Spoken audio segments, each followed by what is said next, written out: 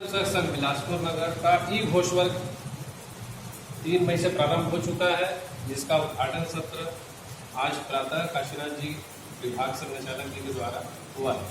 प्रथम सत्र अपना लिपि अभ्यास का है, जो अपना 3 बजे के सत्र में होगा।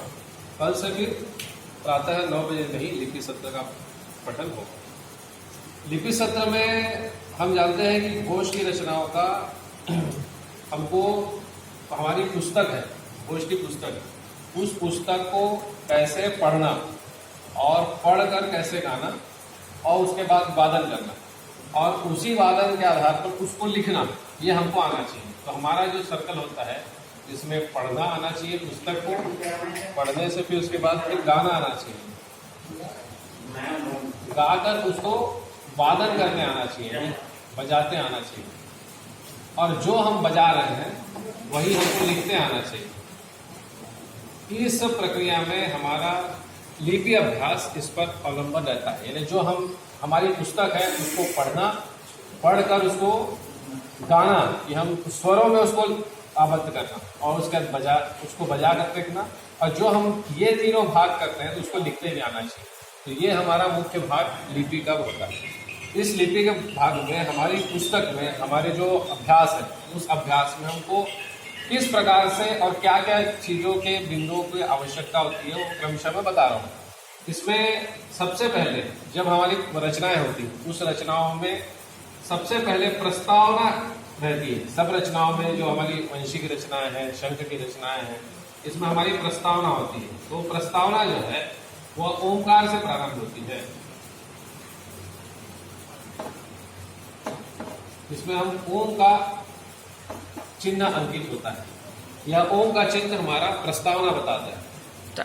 ठीक है, तो पहले प्रस्तावना ओम से चालू होती है। जैसे कि हम जानते हैं हमारा सृष्टि का स्वर जब उत्पत्ति हुई तो ओंकार से हुई, इसलिए हमने जो भारतीयकरण किया उसमें ओंकार से हमारा प्रारंभ हुआ है, इसलिए ओम हमारा प्रस्ताव शुरू होता है। इसके पश्चात एक चिन्ह आता है इस प्रकार से, इसको हम बोलते हैं घट चिन्ह। ये घट चिन्ह है, इसी का प्रकार इसको हम बोलते हैं गणदंड। ठीक है, गणदंड। ठीक, इसी प्रकार से अगर ये दो हमारे पास में आते हैं तो ये चरण चिन्ह हो जाते हैं, यानी हमारा जो चरण है यहां तक होगा। इस बीच में गण छोटे छोटे भागों में गण बढ़ते हैं, इसलिए इसको चरण दंड बोलते हैं। तीसरा, अगर हम यहाँ पर इन्हीं दो चरण दंड के अंत में अगर हम 2 बिंदु लगाते हैं तो यह पुनश्चरण हो जाता है।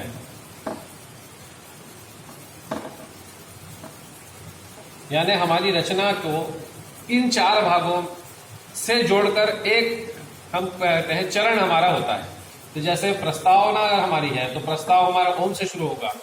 पहला गण दंड, एक दंडी आती है तो गणदंड होगा, 2 इस प्रकार की खड़ी दंडियां होने पर चरण दंड, और ये पुनश्चरण होगा। तो जब हमारी रचना प्रारंभ होगी तो ये ओमकार से प्रारंभ होगी। ये हमारा प्रस्ताव पद, इसमें हम 4 भागों में इसको बांटते हैं। 4 इस प्रकार से 4 भागों में आना। यहाँ पर आने पर चरण दंड होगा। इसका मतलब यह जो चरण है, अगर मान लो 2 डंडी यहाँ पर समाप्त होती है, इसका मतलब ये चरण फिर से रिपीट नहीं करना है, यानी अनुवाद नहीं होगा। तब फिर यहाँ से हमारा पुनः चरण शुरू होता है। इस प्रकार से एक चरण हमारा समाप्त होगा। इसके ही अगर चरण दंड के सामने में हम अगर पुनश्चरण बजाते हैं तो चरण यहाँ से लेके यहाँ तक का जो चरण होगा वह 2 बार, यानी अग्रवाद और अनुवाद होगा। अग्रवाद का मतलब हम एक चरण को बजाना पूरा, उसके बाद फिर उसी का अनुवाद होगा। तो चरण यहाँ से यहाँ तक होगा। तो ये प्रस्ताव पर प्रस्तावना, उसके बाद यहाँ चरण प्रारंभ, चरण से लेकर अगर 2 बिंदु अगर होते हैं तो यह चरण को हमको फिर से बजाना होगा। तो यह हमारी गणदंड, चरण दंड, पुनश्चरण और प्रस्तावना की एक चिन्ह है।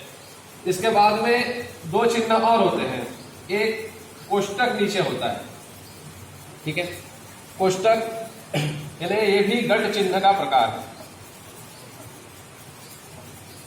घट चिन्ह। ठीक, उसी प्रकार से ये ऐसा एक स्वर होता है ऊपर से लेके नीचे तक, इसको निरंतर चिन्ह बोलते हैं। इसका मतलब किसी चरण को बजाते समय हम निरंतर जब बजाते हैं तो ये निरंतर चिन्ह होता है। इसी प्रकार से एस की आकृति का एक चिन्ह होता है जिसको हम बोलते हैं अवग्रह। इस प्रकार से हमारे चिन्ह जो है, इन चिन्हों के आधार पर, इस दंड के आधार पर हम रचना को वादन करते हैं। अगले कालांश में हम अवग्रह और वादन के आधार पर हम इसका अभ्यास देखेंगे।